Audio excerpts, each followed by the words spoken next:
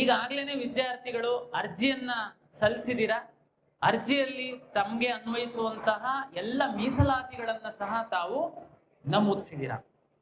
ಇದು ಅರ್ಜಿಯಲ್ಲಿ ಕೊಟ್ಟಂತಹ ಮಾಹಿತಿ ಬಹಳ ಮುಖ್ಯವಾಗಿರುತ್ತೆ. ಯಾಕೆ ಅಂತಂದ್ರೆ ನೀವು ಅರ್ಜಿಯಲ್ಲಿ ಏನು ಮೀಸಲಾತಿಗಳನ್ನ ತಾವು ತುಂಬಿರ್ತೀರಾ, ತಮ್ಗೆಲ್ಲ ಗೊತ್ತಿದೆ ಕರ್ನಾಟಕ ರಾಜ್ಯದಲ್ಲಿ ನಾವು ಸೀಟು ಹಂಚಿಕೆ ಮಾಡುವಂತಹ ಸರ್ಕಾರಿ ಕೋಟದ ಸೀಟುಗಳಿಗೆ ಈ ಎಲ್ಲಾ ಮೀಸಲಾತಿಗಳು ಅನ್ವಯಿಸುತ್ತೆ.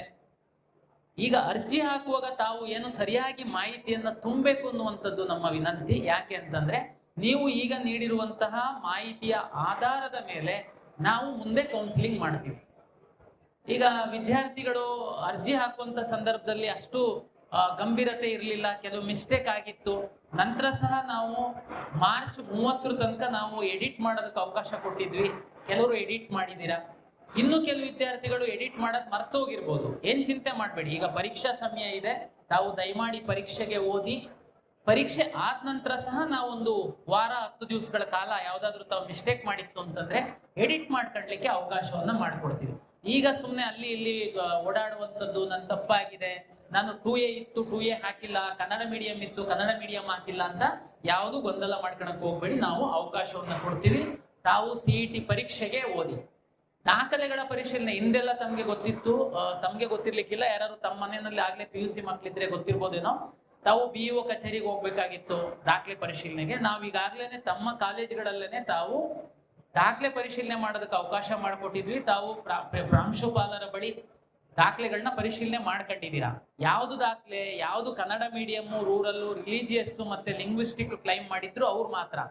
ಕೆಲವ್ರು ಕೇಳ್ಬೋದು, ಸರ್ ನಾವು ದಾಖಲೆ ಪರಿಶೀಲನೆ ಮಾಡ್ಕೊಂಡಿಲ್ಲ. ನಾವು ಉದಾಹರಣೆಗೆ ತಾವು ಕರ್ನಾಟಕ ರಾಜ್ಯದಲ್ಲೇನೆ 10 ವರ್ಷ ಓದಿತ್ತು ಅಂತಂದ್ರೆ ಆನ್ಲೈನ್ ಅಲ್ಲಿ ನಾವು ಸ್ಯಾಟ್ಸ್ ಇಂದ ಡಾಟಾವನ್ನ ತಗೊಂಡಿದೀವಿ. ಕೆಲವು ಜನರಲ್ ಮೆರಿಟ್ ವಿದ್ಯಾರ್ಥಿಗಳು ಯಾವುದೇ ರಿಸರ್ವೇಶನ್ ಅನ್ನು ಕ್ಲೈಮ್ ಮಾಡಿಲ್ಲ.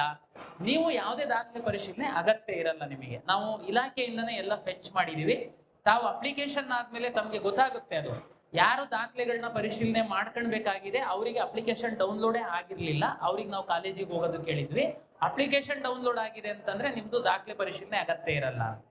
ಈ ಎ ಹೊರತುಪಡಿಸಿ ಕೆಲವೊಂದು ವಿಶೇಷ ಕೆಟಗರಿಗಳ ವಿದ್ಯಾರ್ಥಿಗಳಿದ್ದೀರಾ.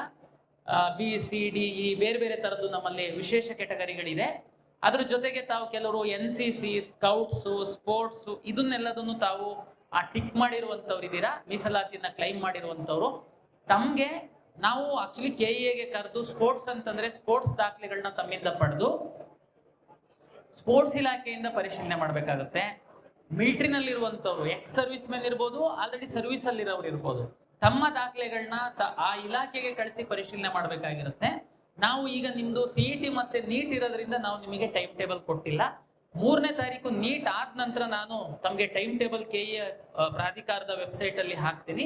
ಅವತ್ತು ನೀವು ವಿಶೇಷ ಕೆಟಗರಿ ಕ್ಲೈಮ್ ಮಾಡಿರುವಂತವ್ರು ಹಾಗೂ ಹೊರನಾಡು ಕನ್ನಡಿಗರು ಅಂದ್ರೆ ಕೆಲವೊಂದು ಎ ಹೊರತುಪಡಿಸಿ ಯಾರು ದಾಖಲೆನ ಸಲ್ಲಿಸಬೇಕು ಅಂತೇಳಿ ನಾವು ಹೇಳಿದೀವಿ, ಅವರು ಬರ್ಬೇಕಾಗತ್ತೆ. ಗಡಿಬಿಡಿ ಮಾಡೋದೇನ್ ಬೇಡ. 4ನೇ ತಾರೀಕು ನಂತರ ತಮಗೆ ಶೆಡ್ಯೂಲ್ ಅನ್ನು ಕೊಡ್ತೀವಿ. ಅಲ್ಲಿವರೆಗೆ ತಾವು ಅರ್ಜಿ ಬಗ್ಗೆ ಯಾವ್ದು ತಲೆಬಿಸಿ ಮಾಡಬೇಡಿ. ಹಾಲ್ ಟಿಕೆಟ್ ಡೌನ್ಲೋಡ್ ಮಾಡಿ ಪರೀಕ್ಷೆಗೆ ಸಿದ್ಧತೆಯನ್ನ ಮಾಡಿ. Thank you so much for watching my channel. Your support means everything. If you haven't yet, please subscribe.